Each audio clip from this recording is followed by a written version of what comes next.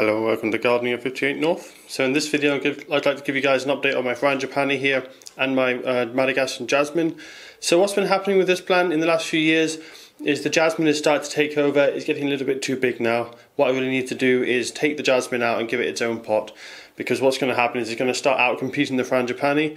It won't probably kill the Frangipani, but the Frangipani will be stunted and it won't be able to flower. So what I'm going to do in this video is try and transplant it. What I've been doing recently is I've only been watering it very slightly, partly because the Frangipani is in its winter dormancy period. It's very susceptible to rot in this period, so normally I would keep the Frangipani completely dry, but because the Madagascar Jasmine can't go completely dry, it will die, I need to keep it slightly watered. But I've been watering it only slightly, and I've been watering it right next to the main stalk of the jasmine here, just in this small area. The idea is I'm trying to get the jasmine to reconcentrate all its roots into this small area instead of having them distributed throughout the whole pot. That way when I transplant this, I can get more of the usable roots. Before I started watering like this, because it's a self-watering pot, most of the roots from this Madagascar Jasmine would have been going straight down to the bottom, so there'll still be a lot of big roots going to the bottom.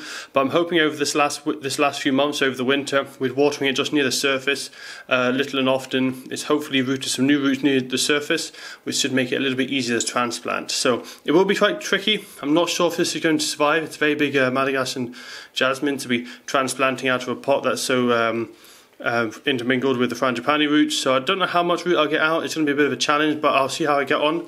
But before I do this, I'm going to cut it back quite severely. It's too big and unwieldy at the moment, but also because I won't be able to take all the roots out, there's going to be a lot of leaves that the plant has to support. So I really want to cut this back just to a small plant and then let it regrow. If I left all these shoots on and I only managed to take a small amount of root out, there's far too many leaves for the roots to support, and they'll just dry out and die within a few days. So I need to cut this right back, and also there was red spider mite on this last year. I'll make it easier to deal with any recurring red spider mite. Most of the red spider mite has died off over winter because it was damp and cold. Also, I've been wiping the leaves with a soapy cloth just to kill them off. There's no real active signs of red spider mite. You can see there's a couple here, but there might be a couple of red spider mites left there. This is the kind of damage that you get from them. You tend to get this kind of mottling colour on the leaves. Luckily it's only on a couple of leaves, but there's certainly a chance that they could have overwintered and they'll be dormant and they're just waiting to start breeding again in spring once it warms up. So I'll cut most of the material off, deal with the red spider mites, and get it to a smaller, more manageable size.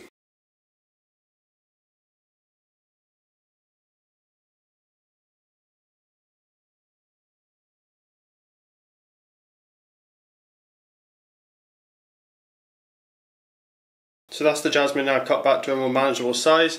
You can see I've left a few leaves in here. I don't want to get rid of all the leaves. If I completely got rid of the leaves, then it would struggle to come back because there wouldn't be much surface area for it to photosynthesize and to grow from. It would just rely on what energy is stored in its roots.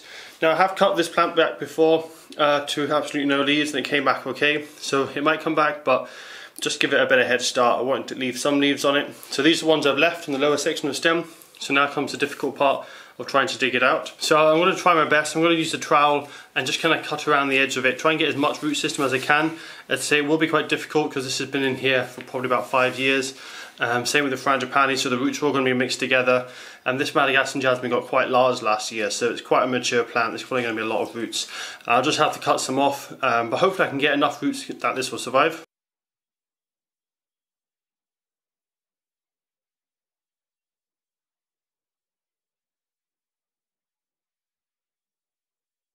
So that's the jasmine now out of the soil.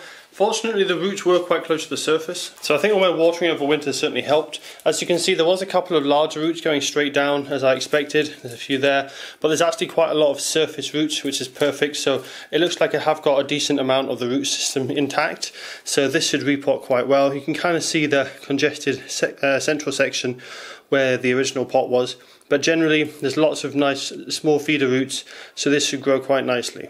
So I'm going to plant this in quite a large pot because I'm wanting this to become quite a large plant. It is a very fast growing plant, so I need to give it a decent amount of space to grow. So I've given it a large pot. This is about a 5 litre pot.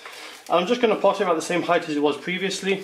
I'm just going to leave this wire in place that's was supporting it in the past, because it's holding up a lot of the stem still. So I just want to plant it at this kind of height. Now the mix I'm using is a mix very high in organic matter. It does like quite a rich mix. but I've also added almost a third perlite to the mix. The reason being, it does like it free draining. If the soil isn't free draining enough, especially over the winter time when it's dormant, it will rot off and it will suffer. So you want to make sure it's a nice free draining mix. Now the mix it was in originally is pretty much the same as this. As you can see, there's lots of perlite, lots of organic matter.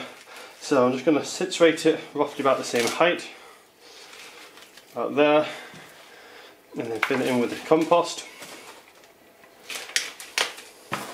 What I suspect this plant will do is it will probably sit there for about a month, showing no signs of growth. As it gets its roots re-established, it's lost quite a few roots, so it will want to regrow a lot of them. So it will just sit there, put on lots of root growth. There will be much sign from up above that it's actually growing. Then after a month or two, it will probably put on some new growth. And these Madagascar Jasmines, if you give them plenty of light, plenty of heat, they do grow really fast. So this should grow at least 1 metre or 2 this year, I would think. It's a nice warm sunny conservatory here, especially in the summer months, so it should grow really quickly. So that's it now potted up. I'm going to keep it in a nice sunny position. Now eventually I'm actually going to probably have it in this corner where the Frangipani is. The reason being, this is the south facing side. The Frangipani casts an awful lot of shade, and it kind of shades out the rest of the conservatory here. So I'm actually going to move the Frangipani to the north side of the conservatory so it doesn't shade out as much as the plants. But the idea with this Madagascar Jasmine is I'm going to sit it in the corner here. I'll then have it climb up the corner, and then I'll probably have it grow all along this kind of beam section here. That shouldn't cast too much shade on the rest of the plants. The leaves don't grow too much away from the vine, so as long as I just keep the vine on that section, it shouldn't cast a lot of shade. And I'll probably grow it up right round to roughly where that extractor fan is. I think that will give a nice amount of growth and coverage. I can also grow a little bit up here along this other white section there. I think that'll be a nice amount of space for it to grow, and hopefully we'll get some nice flowers as well. Should do well in this conservatory. It flowers best when it has a cooler temperatures and dormant period over winter, and then really hot and tropical environment over the summer, high humidity, high temperatures. And that's what it should get here. So that's what the plan is for this. I'll probably repot this into a bigger pot eventually, because I suspect this will grow into quite a large plant. Although Madagascar Jasmines are sold as a very small house plant, they can get really large. They grow easily 10 meters in size. They are vigorous growing vines, and they'll easily get large. So next I'm going to prune this Frangipani. So the Frangipani hasn't flowered before. I've never had it in a warm enough location. Last year it was in a warm enough location here in this conservatory where it was sunny enough and warm enough, but I had recently pruned it and it got a little bit of frost damage, so it was on the first year of growth, and normally the stems need to be at least 1 or 2 years old before they'll flower.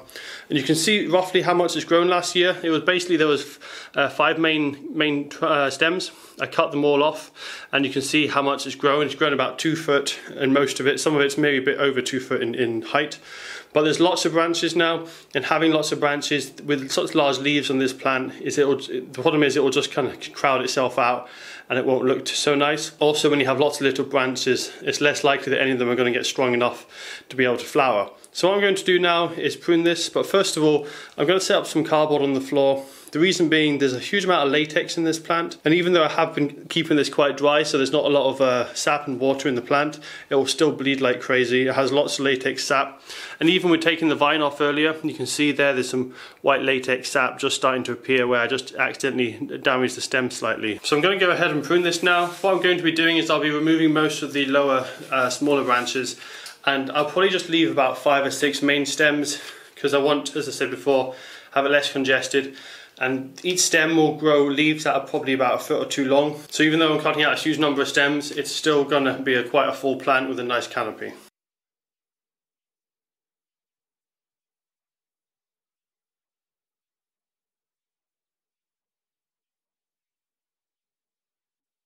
So that's the Frangipani now pruned. As you can see, there's several stems there, which I could use as cuttings, and I'll actually link to a video in the iCard now to when I did cuttings previously. They're very easy to take cuttings from Frangipanis. You just basically let the stems dry out for a couple of weeks so that they callus over, put them in a very free draining soil mix, and then they should root within a month or 2 and you'll get new plants. So very easy to take cuttings, but I already have 2 of these plants. I don't need any more as they do get really large, take up a lot of space. And here in Scotland, you do have to give them really good growing environments for them to grow well. So I don't have the space for more than 1 or 2 really. So I'm not going to keep these cuttings, but this would be a great time to make cuttings if I was. So what I've done is I've left it with those 5 stems now. These look quite bare now, but as I said before, the leaves get so big, these will easily grow out and fill this space. Now fortunately they're not bleeding too badly. There's a little bit of bleeding on the stems, but it's not too bad because I've left it quite dry. What I'm going to do now is I've increased the temperature in my conservatory because this is dormant over winter. I'm going to let it get up to 30-40 degrees during the day and just keep it around 16 to 18 degrees at night. This should soon come out of dormancy. I'm also going to start watering it again. I won't give it much water at first because there's no leaves at the moment. It won't be using much water, and if I give it a lot of water it will rot off and die. So I'll just give it a small amount of water with some feed added.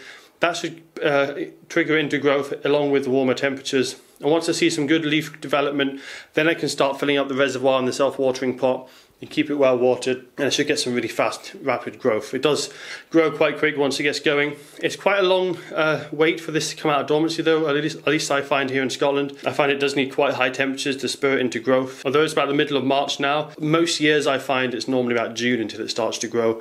Hopefully this year I can get it growing in April or May. I'm not sure, but if I can keep the temperatures high, hopefully I can bring forward the date when this starts to grow. In previous years it's always been June it started to grow, and then it grows rapidly for 2 or 3 months, and then it stops growing around about September, October time. So I'm hoping to extend the season this year. That would hopefully give me more chance of having flowering. You can see with the buds, absolutely no sign of growth, completely dormant. But I'll give you guys an update in a few months' time, and we'll see how this is coming into growth. And I'll hopefully also give you an update on the Madagascar Jasmine. That should be putting on some quite strong growth. This Frangipani will probably be just starting to come out of dormancy, but I would think the Madagascar Jasmine will be putting on some nice, strong, fresh growth.